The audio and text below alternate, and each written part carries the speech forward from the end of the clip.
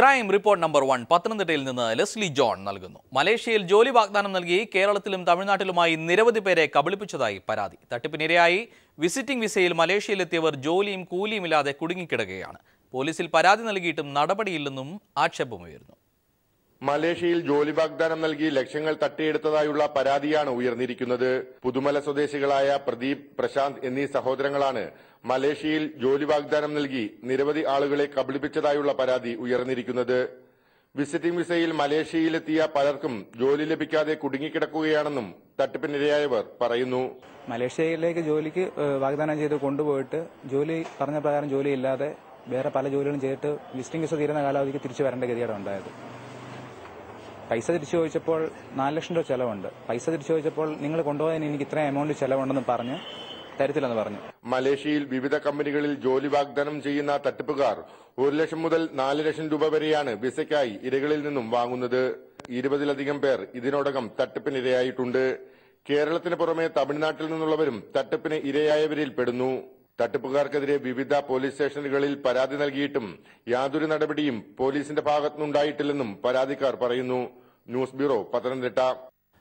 IG TJ Jose കോപ്പിയടിച്ചതായി മഹാത്മാഗാന്ധി സർവകലാശാല deputy രജിസ്ട്രാറുടെ റിപ്പോർട്ട്. വൈസ് ചാൻസലർക്കും പരീക്ഷാ കൺട്രോളർക്കും സമർപ്പിച്ച റിപ്പോർട്ടിലാണ് ഇക്കാര്യം വ്യക്തമാക്കുന്നത്. IGക്കെതിരെ വകുപ്പ് തല അന്വേഷണം പുരോഗമിക്കുകയാണ്.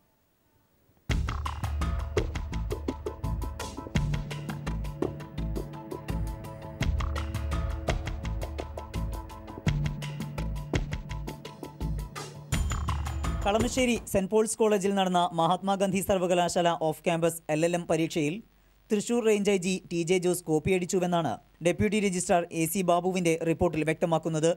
സർവകലാശാല തലത്തിലെ അന്വേഷണത്തിന്റെ ഭാഗമായി chief superintendent, additional chief superintendent, invigilator എന്നിവരടക്കം 5 പേരിൽ നിന്ന് തെളിവെടുത്ത ശേഷം സമർപ്പിച്ച റിപ്പോർട്ടിലാണ് IG കോപ്പിയടിച്ചതായി സ്ഥിരീകരിക്കുന്നത്. തൂവാലക്കുള്ളിൽ പേപ്പർ കഷ്ണങ്ങൾ വെച്ച് കോപ്പിയടിക്കുകയായിരുന്നുവെന്നും ഇതേ തുടർന്നാണ് പരീക്ഷാ ഹാളിൽ നിന്ന് ഇറക്കിവിട്ടതെന്നും മൊഴികളുടെ അടിസ്ഥാനത്തിൽ തയ്യാറാക്കിയ റിപ്പോർട്ടിലുണ്ട്. ഈ റിപ്പോർട്ടിന്റെ അടിസ്ഥാനത്തിൽ IGക്കെതിരെ നടപടി ഉറപ്പായി. വൈസ് ചാൻസലറും സിൻഡിക്കേറ്റും കൈക്കൊള്ളുന്ന തീരുമാനങ്ങൾക്കനുസരിച്ച് 2-3 വർഷത്തിനു ശേഷമേ ഇനി IGക്ക് പരീക്ഷ എഴുതാൻ കഴിയുകയുള്ളൂ. പ്രാഥമിക അന്വേഷണത്തിൽ IG കുറ്റക്കാരനാണെന്ന് കണ്ടെത്തിയതോടെ സർവകലാശാല തലത്തിലുള്ള 2ാം ഘട്ട അന്വേഷണവും ഉണ്ടായേക്കും. IGക്കെതിരായ വകുപ്പുതല അന്വേഷണവും നടക്കുന്നുണ്ട്. ഉത്തരമേഖല ADGP ശങ്കർ റെഡ്ഡിയുടെ നേതൃത്വത്തിലാണ് അന്വേഷണം. ആഭ്യന്തര വകുപ്പിന്റെ നിർദ്ദേശപ്രകാരം IG TJ ജോസ് നിർബന്ധിത അവധിയിലാണ്. News bureau, Kochi. Thodupuzha Newman college അധ്യാപകൻ TJ ജോസഫിന്റെ കൈവെട്ടിയ കേസിൽ പ്രതികൾക്കുള്ള ശിക്ഷ വെള്ളിയാഴ്ച പ്രഖ്യാപിക്കും. കുറ്റക്കാരെന്ന് കണ്ടെത്തിയ 13 പ്രതികൾക്കുള്ള ശിക്ഷയാണ് NIA കോടതി വെള്ളിയാഴ്ച പ്രഖ്യാപിക്കുക.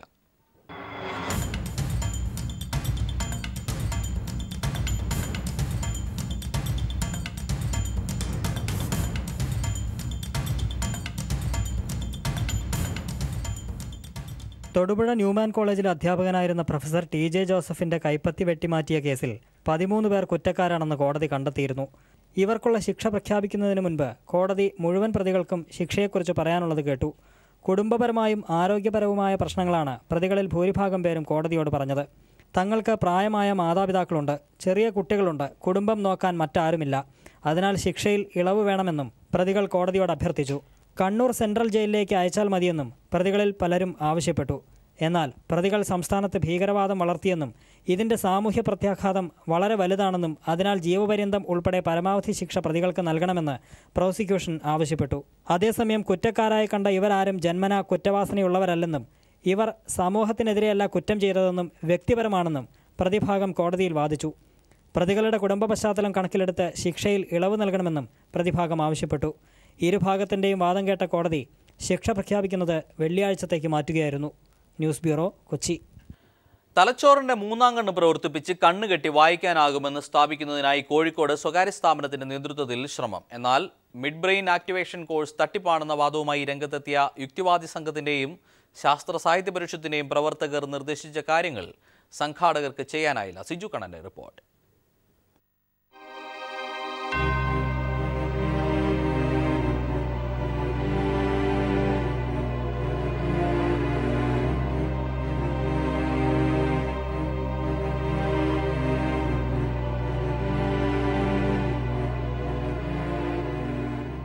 കണ്ണുകെട്ടി വായന സുസാധ്യം എന്ന പേരിലാണ് മിഡ് ബ്രെയിൻ ആക്ടിവേഷൻ കോഴ്സ് നടത്തുന്ന സ്വകാര്യ സ്ഥാപനത്തിന്റെ നേതൃത്വത്തിൽ കോഴ്സിന്റെ പ്രചാരണത്തിനായി പരിപാടി സംഘടിപ്പിച്ചത്. കോഴ്സ് ചെയ്യുന്ന 20ഓളം കുട്ടികളെ ഉപയോഗിച്ച് തലച്ചോറിന്റെ മൂന്നാം കണ്ണ് സത്യമാണെന്ന് തെളിയിക്കാനായിരുന്നു ശ്രമം. കോഴ്സിന്റെ ഗുണങ്ങളെക്കുറിച്ച് സ്ഥാപനമുടമ കിഷോർ ലാൽ പറയുന്നത് ഇങ്ങനെ: 3 മാസം മുതൽ 1 വർഷം വരെയുള്ള പരിശീലന പരിപാടിക്കിടയിൽ തീർച്ചയായിട്ടും ആദ്യം കളറും ബാക്കിയെല്ലാം ഐഡന്റിഫൈ ചെയ്യുന്ന കുട്ടികൾക്ക് കണ്ണുകെട്ടി വായന സാധ്യമാണ്. മൊബൈൽ മെസ്സേജ് ഉൾപ്പെടെ വായിക്കാൻ സാധിക്കും. കുട്ടികളെ കൊണ്ട് കണ്ണുകെട്ടി വായിപ്പിച്ചും ചിത്രം വരപ്പിച്ചും കാര്യങ്ങൾ വിശദീകരിക്കുന്നതിനിടെയാണ് ശാസ്ത്ര സാഹിത്യ പരിഷത്തിന്റെയും യുക്തിവാദി സംഘത്തിന്റെയും പ്രവർത്തകരെത്തിയത്. തലച്ചോറിന്റെ മൂന്നാം കണ്ണ് തട്ടിപ്പാണെന്ന് തെളിയിക്കാൻ പ്രധാനമായും 3 കാര്യങ്ങൾ ഇവർ മുന്നോട്ട് വെച്ചു. തങ്ങളുടെ കയ്യിലുള്ള മുഖംമൂടി കൊണ്ട് കണ്ണു മൂടണം.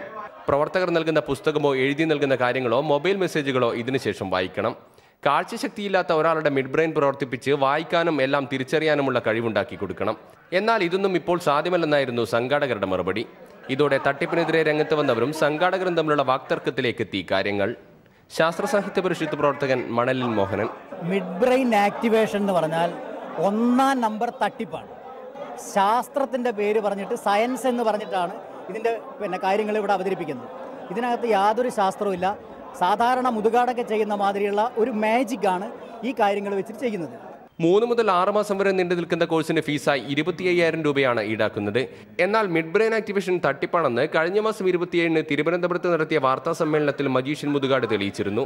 വിവര സംഘടനകൾ കോഴ്സിന്റെ പേരിൽ നടക്കുന്ന തട്ടിപ്പിനെതിരെ അന്വേഷണം നടത്തണമെന്നാവശ്യപ്പെട്ട് രംഗത്തെത്തിയിട്ടുണ്ട്. News bureau, Kozhikode. ഒരു കുടുംബത്തെ ജല അതോറിറ്റി ബില്ല് അയച്ച് വട്ടം കറക്കുന്ന വാർത്ത കാണാം. എറണാകുളം മരട് സ്വദേശികളെയാണ് കണക്ഷൻ വിച്ഛേദിച്ചിട്ടും ജല അതോറിറ്റി ലക്ഷങ്ങളുടെ ബില്ല് അയച്ച് കുഴപ്പിക്കുന്നത്.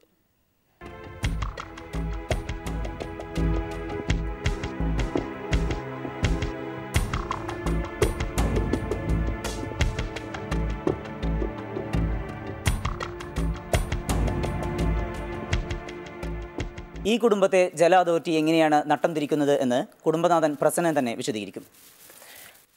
2014 ഓഗസ്റ്റ് 14-ാം തീയതി എനിക്കൊരു ബില്ല് വന്നു. അതിൽ ബില്ലിൽ പറഞ്ഞേക്കുന്ന എമൗണ്ട് 4,75,663 രൂപയാണ്. പിന്നെ എനിക്ക് 7 ലക്ഷം രൂപയുടെ ബില്ല് വന്നു. ഈ തലവേദന ഒഴിവാക്കാൻ വേണ്ടി ഞാൻ അദാലത്തിന് ചെല്ലുവാൻ സമ്മതിച്ചു. ഒരു ദിവസം മൊത്തം ഞാൻ അവിടെ നിന്നാണ് ഈ അദാലത്തെ സെറ്റിൽ ചെയ്ത്. ഇപ്പോൾ എനിക്ക് വന്ന ബില്ലാണ് 2 ലക്ഷത്തിൽ സംതിങ്. ഇതാണ് കാര്യം. ഒന്നല്ല, പലതവണ ബില്ലടച്ചിട്ടും ജല അതോറിറ്റി ഇവരെ വിടുന്ന മട്ടില്ല. ആദ്യം 4,75,000 ബില്ല് വന്നപ്പോഴേ ബന്ധം വിച്ഛേദിച്ചുവെങ്കിലും പിന്നെ വന്നു 7,74,000 മറ്റൊരു ബില്ല്. പലതവണ കയറിയിറങ്ങിയ തൃപ്പൂണിത്തുറ ജല അതോറിറ്റി ഓഫീസിൽ നിന്ന് അന്തിമ പരിഹാരം കാത്തിരുന്ന പ്രസന്നനോട് ഉദ്യോഗസ്ഥർ നിർദ്ദേശിച്ചത് അദാലത്തിൽ തീർപ്പാക്കാമെന്നായിരുന്നു. ഒടുവിൽ മാർച്ചിൽ കടവന്ത്രയിൽ നടന്ന അദാലത്തിൽ പങ്കെടുത്ത് 4,000-ഓളം രൂപയടച്ച് തീർപ്പാക്കി. എന്നാൽ ഉദ്യോഗസ്ഥരുടെ കാര്യക്ഷമത വർദ്ധിച്ചത് കാരണം വീണ്ടും എത്തി ഇല്ലാത്ത കണക്ഷൻ്റെ പേരിലുള്ള ബില്ല്. അതും 2.25 ലക്ഷത്തിലേറെ രൂപയുടേത്.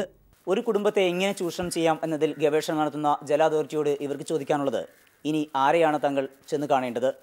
ഈ ബില്ല് നിലയ്ക്കാൻ ഇനി എന്താണ് ചെയ്യേണ്ടത് എന്നാണ്. കൊച്ചിയിൽ നിന്ന് ക്യാമറമാൻ രാജു വർഗീസിനൊപ്പം സമീർ വഴങ്ങോട്. മുംബൈയിൽ ഒരാളെ കാറിടിച്ചു കൊന്ന കേസിൽ നടൻ സൽമാൻ ഖാന് എതിരായ വിധി കോടതി നാളെ പ്രഖ്യാപിക്കും. മുംബൈ സെഷൻസ് കോടതിയാണ് വിധി പറയുക. 2002 മെയ് 28-നായിരുന്നു കേസിനാസ്പദമായ സംഭവം. അമിത വേഗതയിൽ സൽമാൻ ഓടിച്ച കാർ റോഡരികിൽ ഉറങ്ങിക്കിടക്കുകയായിരുന്നവർക്ക് മേലിടിച്ചു കയറുകയായിരുന്നു. അപകടത്തിൽ 4 പേർക്ക് പരിക്കേറ്റിരുന്നു. സൽമാൻ കുറ്റക്കാരെന്ന് കണ്ടെത്തിയാൽ 10 വർഷമാണ് തടവ് ശിക്ഷ ലഭ്യമാവുക. വിധി പ്രതികൂലമായാൽ സൽമാൻ ഖാൻ നായകനായി അഭിനയിച്ചുകൊണ്ടിരിക്കുന്നതും കരാറായതുമായ സിനിമകൾ വഴി 200 കോടിയിലധികം രൂപയുടെ നഷ്ടം ഹിന്ദി ചലച്ചിത്ര രംഗത്തിനുണ്ടാകുമെന്നാണ് കണക്കുകൂട്ടൽ.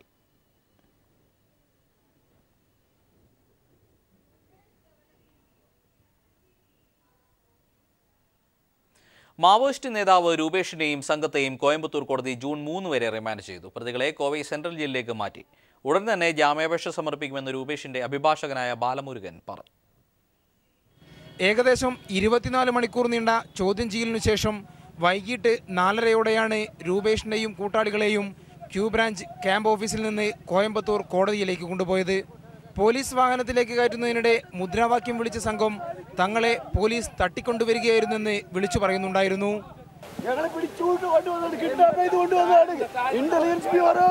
പോരാട്ടങ്ങൾ അവസാനിക്കുന്നില്ലെന്നും ജയിലിലേക്ക് കൊണ്ടുപോകും വഴി ഇവർ വിളിച്ചു പറഞ്ഞു.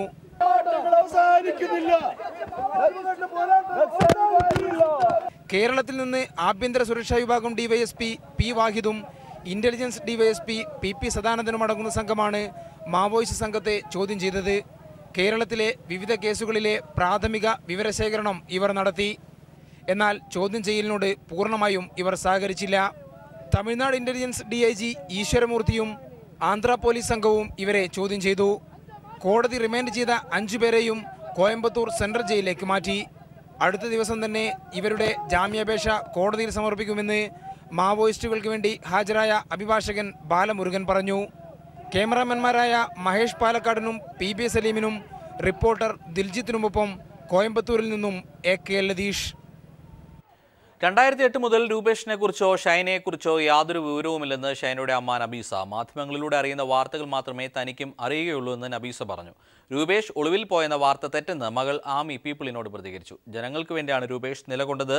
നിയമ നടപടികളുമായി മുന്നോട്ട് പോകുമെന്നും ആമി പീപ്പിളിനോട് പറഞ്ഞു. രാഷ്ട്രീയ തടവുകാര് എന്ന് പറയുന്ന വിഷയം തന്നെ സമൂഹത്തിൽ അവർ വിശ്വസിക്കുന്ന പ്രത്യയശാസ്ത്രം അവർ മാറ്റം ഉണ്ടാക്കാൻ നോക്കണമല്ലോ. അത് അവരുടെ തെറ്റല്ലല്ലോ. അതിനെ എന്താ പറയുക, ഇത്തരത്തിൽ ചിത്രീകരിക്കേണ്ട ആവശ്യമില്ല എന്നുള്ളതുണ്ട്. അതെല്ലാ രാഷ്ട്രീയ ഇതിനും തടവുകാരെന്നുള്ള തന്നെ കോമൺ ആയിട്ടുള്ള ഇതിൽ തന്നെ നമ്മൾ ചിന്തിക്കും. പിന്നെ രൂപേഷ് ഷൈന അല്ലെങ്കിൽ മറ്റുള്ളവർ ആ ഒരു രീതിയിൽ നോക്കുകയാണെങ്കിൽ അവർ എന്താ പറയുക, അവരൊരു പ്രത്യയശാസ്ത്രത്തിൽ വിശ്വസിച്ചുകൊണ്ട് ആ പ്രത്യയശാസ്ത്രത്തിന് വേണ്ടി പ്രവർത്തിക്കുന്നവരാണ്. അവർ പ്രവർത്തിക്കുന്നതിൽ അവരാരെയും പിടിച്ചു പറിച്ചിട്ടോ അവർ സ്വന്തം വീട് പൊക്കിയിട്ടൊന്നുമല്ല. ഈ വീട് എൻ്റെ അമ്മാമ്മ പെൻഷൻ എന്താ പറയുക ജോലി റിട്ടയർഡ് ഹെൽത്ത് സൂപ്പർവൈസർ ആയിരുന്നു. അപ്പോൾ ജോലി ചെയ്ത് ഉണ്ടാക്കിയിട്ടുള്ള വീടാണ്.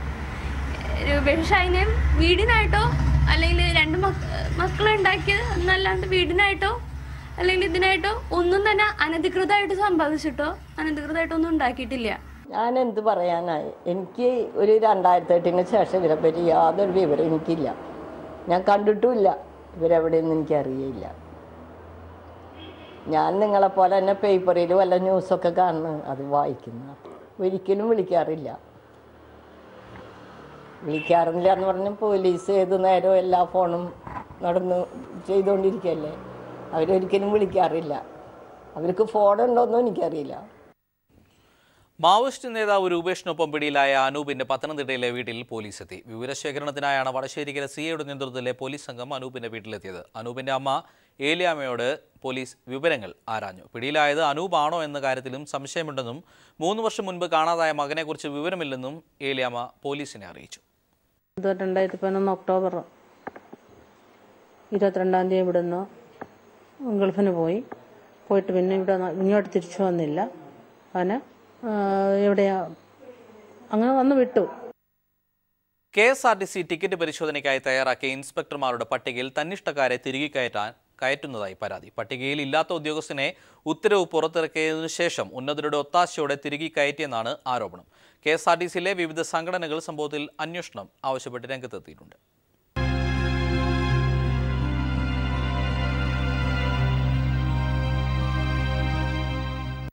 നഷ്ടത്തിലോടുന്ന KSRTCയെ രക്ഷിക്കുന്നതിന്റെ ഭാഗമായാണ് ടിക്കറ്റ് പരിശോധന കർശനമാക്കാൻ അധികൃതർ തീരുമാനിച്ചത്. ഇതിനായി KSRTC എക്സിക്യൂട്ടീവ് ഡയറക്ടർ ഒപ്പിട്ട് ഇൻസ്പെക്ടർമാരുടെ പട്ടികയും തയ്യാറാക്കി. ബസ് പരിശോധനയ്ക്കായി 74 ഉദ്യോഗസ്ഥരെ ചുമതലപ്പെടുത്തിക്കൊണ്ടുള്ള പട്ടിക തയ്യാറാക്കി ഉത്തരവും പുറത്തിറക്കി. എന്നാൽ ഉത്തരവ് KSRTCയുടെ തിരുവനന്തപുരം സോണിലെ വിവിധ യൂണിറ്റുകളിൽ എത്തിക്കഴിഞ്ഞപ്പോൾ 74 പേരുടെ പട്ടികയിൽ 75 പേർ സ്ഥാനം പിടിച്ചു. പട്ടികയിൽ 59-ാം നമ്പറായിരുന്ന വിതുര യൂണിറ്റിലെ ട്രാഫിക്കിലേക്ക് നിയോഗിച്ച അബ്ദുൾ റഹീമിനെ വെട്ടിമാറ്റി അവിടെ 66-ാം നമ്പറായി ആൽഫ്രഡ് എന്ന ഉദ്യോഗസ്ഥനെ തിരികെ കയറ്റുകയും ചെയ്തു. ഡിപ്പാർട്ട്മെന്റ് തലത്തിൽ വ്യാപകാക്ഷേപമുള്ള ഒരു ഇൻസ്പെക്ടറെയാണ് 66-ാം നമ്പറായി KSRTC വിജിലൻസ് വിങ്ങിന്റെ ഒത്താശയോടെ തിരികെ കയറ്റിയത്. വരയൊന്നു മാറിയാൽ പോലും വലിയ പാതകമായി കണ്ട് കണ്ടക്ടർമാർക്ക് ശിക്ഷ ശുപാർശ ചെയ്യുന്ന KSRTCയിലെ വിജിലൻസ് അധികാരികളാണ് ഈ ക്രമക്കേടിന് കൂട്ടുനിൽക്കുന്നത്. സംഭവത്തെക്കുറിച്ച് വിശദമായി അന്വേഷിച്ച് നടപടിയെടുത്തില്ലെങ്കിൽ സമരപരിപാടികളിലേക്ക് നീങ്ങാൻ ഒരുങ്ങുകയാണ് വിവിധ സംഘടനകൾ. News bureau, Thiruvananthapuram. ബാർ കോഴ കേസിൽ അന്വേഷണം മെയ് 31-നകം പൂർത്തിയാകുമെന്ന് വിജിലൻസ് കോടതിയെ അറിയിച്ചു. കേസിൽ 300 സാക്ഷികളുടെ മൊഴി രേഖപ്പെടുത്തിയതായും അന്വേഷണം അന്തിമഘട്ടത്തിലാണെന്നും വിജിലൻസ് കോടതിയെ അറിയിച്ചു. കേസിലെ അന്വേഷണ പുരോഗതി റിപ്പോർട്ട് വേണമെന്ന ബിജു രമേശിന്റെ ആവശ്യം കോടതി പരിഗണിക്കുന്നത് ഈ മാസം 28 മാറ്റി. ബാർ കോഴ കേസ് അന്വേഷണം കോടതിയുടെ മേൽനോട്ടത്തിൽ വേണമെന്നാവശ്യപ്പെട്ടുകൊണ്ട് ബിജു രമേശ് സമർപ്പിച്ച ഹർജിയാണ് ഈ മാസം 28 മാറ്റിയത്. കേസ് അന്വേഷണത്തിൽ ഇതിനോടകം 300ഓളം സാക്ഷികളെ ചോദ്യം ചെയ്ത് കഴിഞ്ഞതായി വിജിലൻസിന്റെ അഭിഭാഷകൻ കോടതിയെ അറിയിച്ചു. കേസിൽ തൊണ്ടി മുതലായി സമർപ്പിച്ച മൊബൈൽ ഫോണും സീഡികളും ഫോറൻസിക് പരിശോധനയ്ക്കായി അയച്ചുവെന്നും വരുന്ന ദിവസങ്ങളിൽ ചില സാക്ഷികളുടെ പോളിഗ്രാഫ് ടെസ്റ്റിനുള്ള സാക്ഷ്യപത്രം ലഭിക്കേണ്ടതുണ്ടെന്നും വിജിലൻസ് അഭിഭാഷകൻ കോടതിയെ അറിയിച്ചു. അന്വേഷണം അന്തിമഘട്ടത്തിലേക്ക് നീളുകയാണെന്ന് വിജിലൻസ് അഭിഭാഷകൻ പറഞ്ഞതോടെ കേസ് മെയ് 30 കോടതി പരിഗണിക്കുന്നതിനായി മാറ്റി. മെയ് 28 മുമ്പ് അന്വേഷണ പുരോഗതി കോടതിയെ അറിയിച്ചില്ലെങ്കിൽ തുടർ നടപടി കോടതി തന്നെ സ്വീകരിക്കുമെന്ന് ബിജു രമേശിന്റെ അഭിഭാഷകൻ അഡ്വക്കേറ്റ് ഉദയഭാനു പറഞ്ഞു. അന്വേഷണ പുരോഗതി റിപ്പോർട്ട് സമർപ്പിക്കണമെന്നുള്ളതായിരുന്നു നമ്മളുടെ പ്രധാനപ്പെട്ട ആവശ്യം. പക്ഷേ പ്രോസിക്യൂട്ടർ വാക്കാൽ പറഞ്ഞത് രേഖപ്പെടുത്തി എന്നതുകൊണ്ട് ഇന്നത്തേക്ക് അത് ആവശ്യമില്ലെന്നും 28-ാം തീയതി അപ്രകാരം ഒരു റിപ്പോർട്ട് സമർപ്പിച്ചില്ലെങ്കിൽ തുടർ നടപടികൾ കോടതി എടുത്തുകൊള്ളാമെന്ന് കോടതി ഉറപ്പ് തന്നിട്ടുണ്ട്. നേരത്തെ മാർച്ചിൽ ഈ കേസ് പരിഗണിച്ചപ്പോൾ ഏപ്രിൽ പകുതിയോടെ കേസന്വേഷണം പൂർത്തിയാകുമെന്നാണ് വിജിലൻസ് കോടതിയെ അറിയിച്ചിരുന്നത്. കെ എം മാണിയുടെ പോലും മൊഴി വിജിലൻസ് ഇതുവരെ രേഖപ്പെടുത്തിയിട്ടില്ല. ലഭ്യമായ സാക്ഷിമൊഴികളിലെ വൈരുദ്ധ്യം പരിശോധിക്കുന്നതിനായി ചിലരെ വീണ്ടും ചോദ്യം ചെയ്യേണ്ടി വരും. ഇതോടൊപ്പം കേസന്വേഷണത്തിലെ ശാസ്ത്രീയ പരിശോധനാ ഫലങ്ങളുടെയും റിപ്പോർട്ട് ലഭിക്കേണ്ടതുണ്ട്. ഇവയാകെ ക്രോഡീകരിച്ച് അഭിഭാഷകരുമായുള്ള ആശയവിനിമയത്തിന് ശേഷം മാത്രമേ കുറ്റപത്രത്തിലേക്ക് വിജിലൻസിന് കടക്കാനാവൂ. ഇതാകെ സൂചിപ്പിക്കുന്നത് മെയ് 28 കോടതിയിൽ വിജിലൻസിന് അന്തിമ റിപ്പോർട്ട് സമർപ്പിക്കാനാവില്ലെന്നതാണ്. നിയമകാര്യ ലേഖകൻ ആനന്ദിനൊപ്പം എസ് ജീവൻകുമാർ, തിരുവനന്തപുരം. അനധികൃത മണൽ ഖനനം തടഞ്ഞ് കണ്ണൂർ വളപട്ടണം പുഴയെയും തുരുത്തുകളെയും ഇവിടെ കഴിയുന്ന ജനങ്ങളെയും മണൽ മാഫിയയിൽ നിന്നും സംരക്ഷിക്കണമെന്നാവശ്യപ്പെട്ട് CPIM നേതൃത്വത്തിൽ ജലയാത്ര സംഘടിപ്പിച്ചു. അതേസമയം അംഗീകൃത കടവുകളിൽ മണൽ ഖനനം നിരോധിച്ചതോടെ തൊഴിലില്ലാതായ തൊഴിലാളികളെ CPIM സംരക്ഷിക്കുമെന്ന് ജില്ലാ സെക്രട്ടറി P. ജയരാജൻ പറഞ്ഞു. അനധികൃത മണൽ ഖനനം ഭീഷണിയായി തീർന്ന കടവുകളിലെ ജനങ്ങൾ സംഘത്തിന് പരാതികൾ കൈമാറി.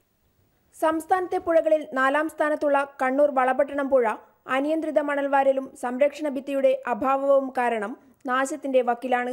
പുഴയുടെ മുഖ്യ ആകർഷണമായ പാമ്പുരുത്തി, തേർലായി, കോർലായി, CH, ഭഗത് സിംഗ്, ബംഗ്ലാദേശ് തുരുത്തുകളും ഇല്ലാതായിക്കൊണ്ടിരിക്കുകയാണ്. കോർലായി, പാമ്പുരുത്തി തുരുത്തുകളിൽ മണൽവാരൽ നിരോധിച്ചതിനാൽ ഈ പ്രദേശങ്ങളിൽ മണൽ ലഭ്യമല്ല. ഇതും മണൽ മാഫിയയ്ക്ക് സഹായകമാവുകയാണ്.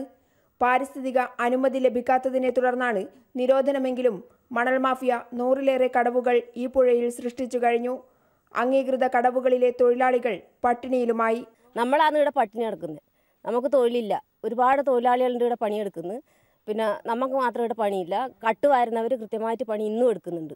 ഈ സാഹചര്യത്തിലാണ് CPIM ജില്ലാ സെക്രട്ടറി P. ജയരാജന്റെ നേതൃത്വത്തിൽ പുഴയുടെ തീരപ്രദേശത്തെ ജനങ്ങളുടെ പ്രശ്നങ്ങൾ മനസ്സിലാക്കാനും പരാതികൾ സ്വീകരിക്കാനുമായി ജലയാത്ര ആരംഭിച്ചത്.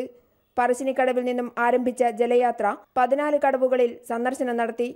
ജനങ്ങളുടെ സംരക്ഷണം CPM പോലെയുള്ള ഒരു പാർട്ടിയുടെ ഉത്തരവാദിത്തമാണ്. ആ ഉത്തരവാദിത്തം ഏറ്റെടുക്കും. പരിസ്ഥിതി സംരക്ഷിച്ച് ഈ വളപട്ടണം പുഴയോരത്തെ തുരുത്തുകൾ സംരക്ഷിക്കാനുള്ള പ്രവർത്തനത്തോടൊപ്പം തൊഴിലാളികളുടെ ഉപജീവനത്തിനുള്ള മാർഗമായിട്ടുള്ള തൊഴിൽ സംരക്ഷണവും CPIM ഏറ്റെടുക്കും. ജെയിംസ് മാത്യു MLA, ബിജു കണ്ടക്കൈ തുടങ്ങിയവരും യാത്രാ സംഘത്തോടൊപ്പം ഉണ്ടായിരുന്നു. തുരുത്തുകളിൽ ഭീതിയിൽ കഴിയുന്നവരും തീരപ്രദേശത്ത് തൊഴിലില്ലാതെ പട്ടിണിയിലായവരും സംഘത്തെ കണ്ട് നിവേദനം സമർപ്പിച്ചു. News bureau, Kannur. വികലാംഗർക്ക് സർക്കാരിന്റെ ഭാഗത്തുനിന്ന് എല്ലാ ക്ഷേമ പദ്ധതികളും ലഭിക്കുന്നുണ്ടെന്ന് അവകാശപ്പെടുമ്പോഴും ബധിരരും മൂകരുമായിട്ടുള്ള വിദ്യാർത്ഥികൾക്ക് വിദ്യാഭ്യാസം പോലും ലഭിക്കുന്നില്ലെന്നാണ് പരാതി. ആംഗ്യഭാഷയിലൂടെയുള്ള പഠനരീതി കേരളത്തിലെ സർക്കാർ സ്കൂളുകളിൽ ലഭ്യമല്ലാത്തതിനാൽ ലക്ഷക്കണക്കിന് ഭിന്നശേഷിയുള്ളവരുടെ ജോലിയും നഷ്ടമാവുകയാണ്. റിപ്പോർട്ടുമായി ഇന്നത്തെ ക്രൈംബ്രാഞ്ച് സമാപിക്കുകയാണ്. നമസ്കാരം. ത്തിനുള്ള വിദ്യാഭ്യാസ യോഗ്യതയും ആരോഗ്യവും ഉണ്ടെങ്കിൽ പോലും ആശയവിനിമയമില്ല എന്ന പേരിലാണ് ബധിരരും മൂകരുമായ കേരളത്തിലെ 3 ലക്ഷത്തോളം വരുന്ന യുവതി യുവാക്കൾക്ക് സർക്കാർ ജോലി നഷ്ടമാകുന്നത്. +2വിന് ശേഷം തുടർ പഠനത്തിനുള്ള സംവിധാനം ഇവർക്ക് കേരളത്തിൽ ലഭ്യമല്ലാത്തതാണ് ഇവരുടെ ഭാവി ജീവിതത്തിന് തടസ്സമാകുന്നത്. അതിൻ്റെ മെയിൻ റീസൺ എന്ന് പറഞ്ഞാൽ ഇവർക്ക് വിദ്യാഭ്യാസം കുറവാണ്. മാക്സിമം +2 വരെ ഉള്ളവരൊക്കെ ഉള്ളൂ. അപ്പോൾ അവർക്ക് വിദ്യാഭ്യാസം ഇല്ലാത്തതുകൊണ്ട് അവർക്ക് ആ പോസ്റ്റുകൾ അല്ലെങ്കിൽ ഉന്നത പദവിയിൽ അവർക്ക് എത്താൻ പറ്റത്തില്ല. സംസ്ഥാനത്തെ സർക്കാർ ജോലികളിൽ 3% വരെ വികലാംഗർക്ക് സംവരണം നൽകുന്നുവെങ്കിലും ഇവരുടെ കാര്യത്തിൽ ഈ ആനുകൂല്യവും ലഭിക്കാറില്ല. കുറച്ചെങ്കിലും കേൾക്കാവുന്നവരാകുമ്പം അവിടെയുള്ള ഓഫീസിലുള്ളവർക്ക് കമ്മ്യൂണിക്കേഷൻ ഈസി ആയതുകൊണ്ട് അങ്ങനെയുള്ളവരെ വേഗം എടുക്കുകയും ബാക്കിയുള്ളവർ കമ്മ്യൂണിക്കേഷൻ പ്രശ്നം കൊണ്ടാണ് ഇവർക്ക് ജോലി ഈ 3% ഇവർക്ക് കിട്ടാതെ പോകുന്നത്. പ്രതിവർഷം കോടികളാണ് വികലാംഗരുടെ ക്ഷേമത്തിന് വേണ്ടി സർക്കാർ ചിലവഴിക്കുന്നത്. എന്നാൽ ബധിരരും മൂകരുമായ ഈ ചെറുപ്പക്കാരുടെ കാര്യത്തിൽ ഇതും ബാധകമല്ല. വികലാംഗരുടെ ഗണത്തിലാണ് ഇവരെ ഉൾപ്പെടുത്തിയിരിക്കുന്നത്. അതുകൊണ്ട് തന്നെ കാഴ്ചയിൽ പ്രകടമായ വൈകല്യമില്ലാത്ത ഇവരെ അധികാരികൾ പരിഗണിക്കുന്നില്ല. Shajahan, news bureau, Alappuzha.